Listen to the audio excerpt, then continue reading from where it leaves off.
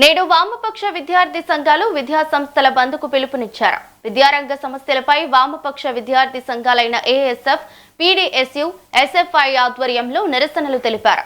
ప్రభుత్వ ప్రజా వ్యతిరేక విధానాలకు నిరసనగా విద్యార్థుల హక్కుల సాధన కోసం రాష్ట్ర వ్యాప్తంగా విద్యా సంస్థలను మూసివేయాలని పిలుపునిచ్చారు.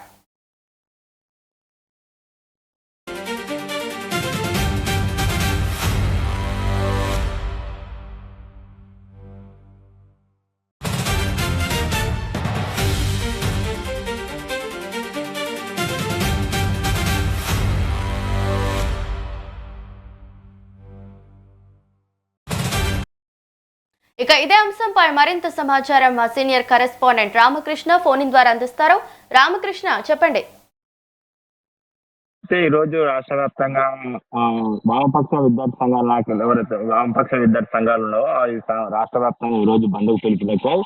ఈ కేజీ టు పీజీ వరకు విద్యా సంస్థలు బంద్ చేయాలని పిలిపించారు. ఈ నేపథ్యంలోనే నిన్ననే పెద్ద ర్యాలీ కూడా నారాయణగూడ నుంచి ఏబిడ్స్ వరకు ర్యాలీ కూడా నిర్వహించారు. విద్యార్థుల సంఘాలతో పాటు విద్యార్థి నాయకులు, అదేవిధంగా భారీ సంఖ్యలో తల్లిదండ్రులు కూడా ఈ కార్యక్రమాల్లో పాల్గొనాలని పిలుపునిచ్చారు. స్వచ్ఛందంగా అన్ని విద్యా సంస్థలు బంద్ చేయాలని. ఎందుకంటే గత 2 ఏళ్ల ప్రభుత్వంలో కాంగ్రెస్ ప్రభుత్వం వచ్చిన నుంచి నేటి వరకు కూడా ఏదైతే విద్యా సంస్థలు విద్యా సంఘాలలో ఉన్నావో విద్యా పాఠశాలలో ఉన్న సమస్యలు పరిష్కరించడంలో పూర్తిగా విఫలమైంది. అదేవిధంగా దాదాపుగా రాష్ట్ర వ్యాప్తంగా ఉన్న 23,000 పాఠశాలను మూసివేసేందుకు కాంగ్రెస్ ప్రభుత్వం సిద్ధమవుతుంది. ఈ నేపథ్యంలోనే ఏదైతే ప్రభుత్వ పాఠశాలను బలోపేతం చేశామని అధికారంలోకి వచ్చిన కాంగ్రెస్ పార్టీ అందుకు అనుగుణంగా పనిచేయకుండా ఏదైతే జాతీయ విద్యా విధానం ఏదైతే ఉందో బీజేపీ ప్రభుత్వం తీసుకొచ్చిందో దాన్ని అమలు చేసే విధంగా కాంగ్రెస్ ప్రభుత్వం ముందుకు వెళ్తుంది. అదేవిధంగా చాలా మంది విద్యార్థులకు గత 6 సంవత్సరాల నుంచి కూడా ఫీజు రీఎంబర్స్మెంట్ ఏవైతే ఉన్నావో అవి ఇవ్వడం లేదు. విద్యార్థులు తీవ్ర ఇబ్బందులు ఎదుర్కొంటున్నారు. దీనికి సంబంధించి కూడా విద్యార్థి సంఘాలు అదేవిధంగా అనేక సార్లు ఉద్యమాలు చేసినప్పటికీ ప్రభుత్వానికి విన్నవించినప్పటికీ వాటిని పట్టించుకోవడం లేదు.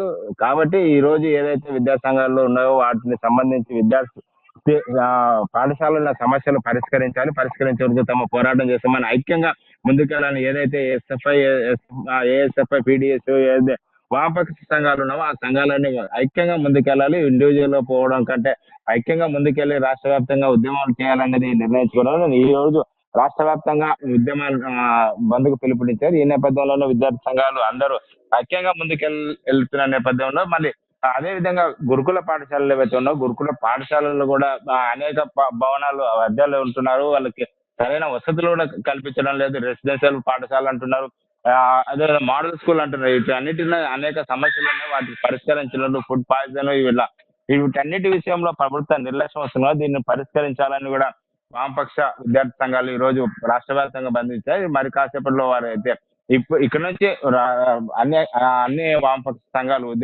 సమైక్యంగానే ఉద్యమం చేస్తామని పిలుపునిచ్చిన నేపథ్యంలో ఈ రోజు వారికి చేసిన ఉద్యమానికి ఏదైతే బంధు పిలుపునిచ్చారో బంధుకు స్వచ్ఛందంగా పాఠశాలలు అదేవిధంగా ఇక బంధు కార్యక్రమంలో తల్లిదండ్రులు, విద్యార్థులు పెద్ద సంఖ్యలో పాల్గొనాలని పిలుపునిచ్చారు. రావాలి.